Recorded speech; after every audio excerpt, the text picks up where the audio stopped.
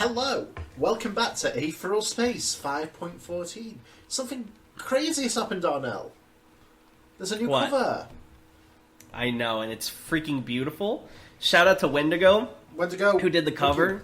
It is amazing. So now you all have no excuse to not check out Aetheral Space. If you want to see it, it's not on the video, unfortunately. I guess you'll have to click the link in the description to see it. Well, actually, I was going to say, did you see Anomalous Writer's offer? He said if you want, he can, like, if he can get the files from Wendigo, he can animate it for a thumbnail, like a GIF. That'd be incredible. But for right now, we don't have that, so I guess you'll have to click on the link to Royal Road and maybe leave a review while you're there. One other thing you may notice about Aetheral Space in Your Turn to Die is, so this is the start of Darnell's new schedule, and to boot, we have to do 3. At home. Yeah, we have to do 3 of each, so if it's a little rushed to get through these Aetheral Spaces, a little less Darnell commentary, which I'm sure will actually make it a better experience, that is why, because we need to fucking go today. But of course we still want to talk about it a bit, so... Yeah, well maybe. We'll see. That's the point of the I video never is. want to talk about my favorite web serial. I hate talking about things I enjoy. Alright. I might need your help reading as well, if I can tucker it out. No problem. Dragon Hadrian was beginning to think this was a very bad idea. Then again, it had only just started. Was it really fair for him to judge a book by its cover? This was his plan, after all. I swear to God, this was written prior to the new cover. Yeah, okay, sure, buddy. Surely he'd put at least a little bit of thought into it. Even if he'd been unconscious for the last couple of days, Dragon was sure his mind could come up with a pretty good strategy. He just needed to have more confidence in himself. Is Dragon an alpha male? Is he having, like, an alpha male moment? His present circumstances were certainly helping with that. Dragon's body still wasn't in such good shape that he could just walk around and do whatever he wanted, so for his visit to the enemy camp, he'd enlisted 2 of Lily Aubrich's rebels to carry the old bulky chair he was sitting on. Thank you, necessary adjective. He lounged back in the wooden furniture as they grunted, transporting him past the entrance to the Regulators' war camp. Bruno walked beside them, his eyes betraying a certain dismal hopelessness. No doubt he thought this plan was suicide. Dragon couldn't exactly blame him. The Regulator camp was a stark contrast to what he'd seen of the Resistance so far. The hollow-eyed, frightened rebels were replaced with firm, disciplined soldiers. The ramshackle supply chains and overworked maintenance staff were replaced by orderly patrols of camp followers, making sure everything was in working order. The young, overconfident leader was replaced by the man walking towards them, red longcoat waving in the wind. Dragon thought. Maybe this really was a bad idea. The man seemed to be in his late 20s, but even so, his short hair was stark white, and his eyes were hard enough to indicate a great deal of experience. 2 antlers, reachers, or whatever they were called, sprouted from his temples, stretching out a short distance before terminating in symmetrical ring structures. Dragon knew this must be the enemy leader, the one he'd been told about. "Good day to you," the man said, voice suspicious. How do you relay a suspicious voice? You like that, like you just did? Nail Manris, the one thought to be among the strongest of the Regulators, the one said to have the weakest guardian entity of them all. So how is he the strongest? Dragon's procession put the chair down on the ground, and he crossed. Is this going to be one of those JoJo moments where, like, they say the stand has some niche ability that makes it weak, but actually because of some bullshit hack, it's like the strongest? Like fucking like Mirio's power in My Hero. It's like, oh, my power's so weak, except I can shoot out of the ground like lightning and become invincible. Dragon's procession put the chair down on the ground, and he crossed his legs as he finally had solid ground beneath his feet again. Mandarin's eyes flicked from the 2 frightened-looking rebels to Bruno back to Dragon. He'd obviously identified Bruno as the biggest threat among them. Dragon was only 1 step out of unconsciousness, and the obvious terror on the other 2 faces made them lambs practically begging for the slaughter. Mandarin had no way of knowing about Serena, though. They had that little trick in reserve if they needed it. First, though, the pleasantries. "And a good day to you as well," Dragon smiled, slouching back in his seat and ignoring his body's resultant twinge of protest. "I'd like to negotiate a few matters with you, if that's all right." Mandarin raised an eyebrow, exchanging a glance with the person next to him. A short, dark-haired woman with a green bandana pulled up to cover the bottom half of her face. A bodyguard, maybe? The Regulator's eyes flicked back to Dragon. "I fear you haven't quite thought this situation through. You are obviously He's not that smug. I was trying to do a Pegasus, sorry. You are obviously infirm. Those 2 are frightened out of their wits and... Oh, God. And your competent bodyguard is hopelessly outnumbered. Am I still here? Yeah. My screen blinked out of existence for like 0.2 seconds, and I freaked out that I was going to lose the recording. Yeah, AMD driver time or whatever. Why exactly would I indulge in any kind of negotiation with you? So he had a bit of a better head on his shoulders than a toy Muzazi. Still, no matter how smart they were, a sucker remained a sucker. Dragon's smile spread just a bit wider. Because we have a hostage, of course. One of your regulators you sent to attack us back in the forest. Nail's eyes narrowed. Clearly, he now had a foot in the door. Dragon had to admit, the situation so far had given him some good cards to play in a confrontation such as this. If not for the existence of the hostage and his knowledge of Nail Mandarin's character, this whole endeavor would have been nothing but a suicide mission. There was little room for deviation, but with these pre-existing conditions, Dragon had a plausible route to achieve his 3 objectives. You might want to comma after conditions. The first was to discover more about the regulators, their guardian entities, and how the whole system worked. The second was to sow doubts within the ranks to weaken any united front the regulators may try and form. The third was to buy some damn time. Otherwise, Dragon had no doubt that I'll be dead before the sun next set. Nail Mandarin glared. And what exactly do you want to discuss, kin of the blind man? Dragon didn't blink, didn't look away, didn't break his gaze when faced with the animosity practically blasting from Mandarin's eyes. Instead, he simply steepled his fingers together as he lounged in his chair, smile already opening into a grin. How about we get somewhere a little more private? He asked, the eyes of the camp upon him. This whole thing might get a little embarrassing for you. Nail wasn't sure exactly what he'd expected from a space alien, only that it wasn't quite this. The stories he read as a child, Balda and the Last Lunatics, had consistently portrayed aliens as tentacled beasts from the moon, only intelligent enough to beg for mercy as the protagonist cut them down. He'd spent many fun nights in his attic bedroom back then, waving a stick around as he imagined he was the World Knight Balda himself. That had been fantasy, however. Anytime he'd actually considered the idea of alien life, he'd assumed that anything not of this world would be adapted for such a different environment so as to be unrecognizable. And yet, a space alien was now sitting across from him. And apart from the lack of reachers and the bright blue eyes that sent a shiver down his spine, it was familiar as could be. A human being in all but the slightest variation. To be perfectly honest, he was sort of disappointed. The group had moved into his personal tent, he and the blue-eyed boys sitting across from each other at the long table usually used for war meetings with his lieutenants. The rest of their respective entourages stood protectively at their sides, Greta's hand on Nail's shoulder. The meaning of her slight squeeze was clear. Should I kill them?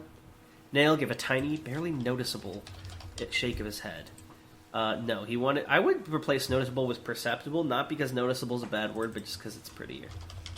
No, he wanted to hear what they had to say. The life of a comrade was at risk, and this could be a source of useful intelligence. The blue-eyed boy was the first to speak. So I have a couple of questions before we get started. Nail lifted a hand, interrupting him. I'm sure you do, but first, I have a question for you. Shoot, the boy said. Nail furrowed his brow. I'm sorry? Go ahead. When he talked like a space alien, at least. I'm glad our 2021 slang is carried over to future Aetheral Space Dragon. Shoot, Muzazi. I was born yes, in the wrong century. Dragon, no! You identified yourself as the leader of the resistance when you came to my camp.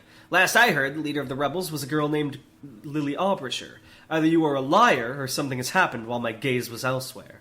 Silence lingered over the table for a few seconds, interrupted only by a nervous cough from one of the rebels before the blue-eyed boy spoke. That's not a question, he said quietly, smile still lingering on his lips. So they were going to be playing games with their words. How very irritating. I see, Nail said. Then let me rephrase. Where is Lily Albrisher? The boy replied without missing a beat. Dead. I challenged her for control of the resistance, we fought, and I ended up slicing her head off. I'm lying, by the way. Even without that last addition, Nail could have guessed as much from the surprised expression on the blue-eyed boy's fellows. So when you said you were the leader of the resistance... That was a lie, too. Yes, the boy replied. Wow, Dragon cracks so easy. He didn't even, try. He's just instantly yeah, fuck it, sorry. The boy replied. Even with his deception exposed, there were no traces of shame on his face or in his voice. I wanted to see how you'd react. Nail blew out air through his nose. And how did I fare? The blue eyes narrowed. That's confidential. My turn. Your turn? To ask a question, the boy replied, drumming his fingers against the arm of his chair. I answered yours, so it's only fair that you answer mine, right? Nail exchanged glances with, isn't it Greta? No, that was a typo. It was Greta. Oh, well... Okay, I thought earlier it was Greta. I'm that's insane. why. That's why it was a typo. I fixed it. I see. This boy was obviously playing games, dancing through words as if he were dodging knives. He wasn't the sort of person you could speak to carelessly. And yet, he couldn't just surrender. I'd say that rather depends on the question, Nail said. What's wrong with my eyes? The boy frowned. He didn't even know? If he didn't, what had tipped him off? Nail had been careful not to give out any information about his body language. What do you mean? Nail said. Your eyes seem fine to me. Are you having difficulty seeing? The boy clicked his tongue. You're not very good at this, Regulator. You're very conspicuously not looking at my eyes. When I speak, an ordinary person would turn to look at the source of the noise. Oh, rip me. Oh, oof. My face, and from there it's natural for them to look me in the eye, even if just for a second. But you're looking more towards my jaw, below my mouth, so that doesn't happen. So there's something about my eyes that makes you uncomfortable, and you don't want me to know about it. What is it? Nail blinked. From what he understood, this boy didn't possess a guardian entity, and yet he clearly just read his mind. Deduction he could understand, of course, but such accuracy based on so little input. Thank you, narration. It was unnatural. The boy wasn't done yet. If you refuse to answer, by the way, you're still providing the outlines for the answer. It's easy enough for me to color in the full picture after that, given time and information. You should understand that based on what I've just said. So, not answering my question accomplishes nothing. Easy for everyone if you just tell me. Yeah? Nail cleared his throat. As disconcerting this sudden shift in the conversation's pace was, Nail couldn't deny the boy had a point. It was irritating to lose control of the conversation, but if he was to get this hostage out alive, he had to play along. Even just a little. Childhood stories bubbled to the surface of his mind as he spoke. It's said that, before his fall from grace, the blind man had eyes of blazing blue. A cogitant! But he rejected the kindness of the gods and tore them from his skull. Those eyes mark you as a devil of the same kind.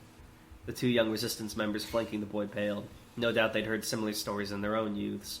Even if they opposed the regulators, that didn't mean their fear had completely vanished. Green, on the other hand, didn't budge an inch. The forest folk had their own strange beliefs, after all. The boy blinked. I see, he said, with a tone that suggested something inside his head had just clicked. That's very interesting. I don't believe I've introduced myself. My name is Dragon Hadrian. Nail scoffed. With the way you've conducted yourself thus far, I very much doubt you're telling me the truth right now. Believe what you want, Dragon Hadrian shrugged. It's the only name you'll ever know me by, so I don't see how it makes any difference whether it's actually my name or not. The point is, I'm willing to negotiate for the return of our hostage. It'd be inconvenient if he died without the opportunity to pass on his guardian entity, right? Green's hand tightened on Nail's shoulder as he himself felt slick surprise spike through his throat. That was not something an outsider should have known about. Nail had served the regulators for many years before he'd been given the details of guardian entity inheritance.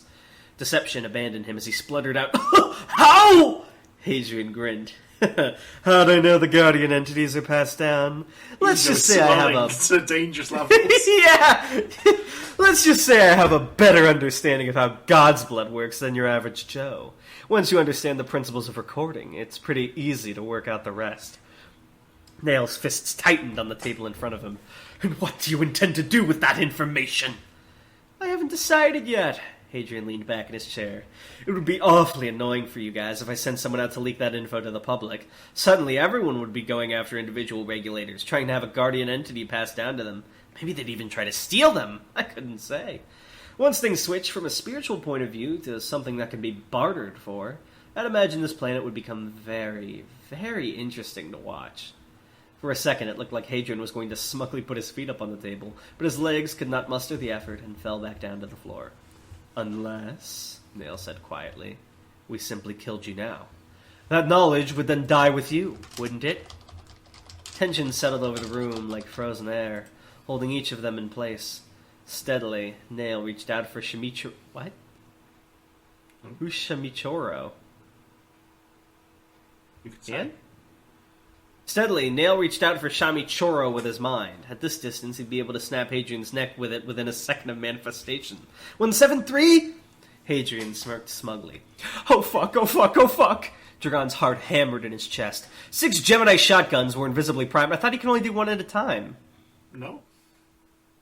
The stones Dragon had Bruno hurl at him aimed directly at Mandarin's skull. From what he'd observed, the inhabitants of this planet used Aether only to use these guardian entities, and fusion of their own bodies was beyond them. As such, it would be very, very easy to blow Nail Mandarin's head off right now. He could eliminate Mandarin, then fire whatever shotguns were left at his mysterious bodyguard. Even if he missed that second shot, Bruno and Serena were more than capable of eliminating her. But there was no guarantee Manrin wasn't thinking the exact same thing. His guardian entity is a second away from manifesting. If he didn't play his cards right, the situation would develop into an outright massacre. He opened his mouth. It was dry. Of course, he said with all the slimy confidence he could muster. That would mean the death of your hostage. The tension didn't even crack. Nail's eyes remained fixed on Dragon's. I assume, then, that you have an alternative proposal. This man was much more understanding than he'd been led to believe. Dragon nodded. 2 days. You give us 2 days to prepare our surrender, to ensure the safety of our non-combatants, and we'll give him back unharmed. You have my word on that. Behind his back, Dragon Hadrian crossed his fingers. A little extra, Dragon. You don't need to fucking give a sign that you're lying. What is but Dragon I if not appreciate extra? it narratively. That's true. His name should be Dragon Extra Hadrian. That's the expansion pack. His DLC. Alright, well that was a good chapter. I realized after the fact we forgot to do a recap, but I am interested to see where the negotiations go. But we have 2 more chapters to pound through, so we gotta get moving. You're not in as much anguish, because you will know very soon what happened next. Oh, on God. Thank you for watching, everyone. Yeah. Bye! Bye!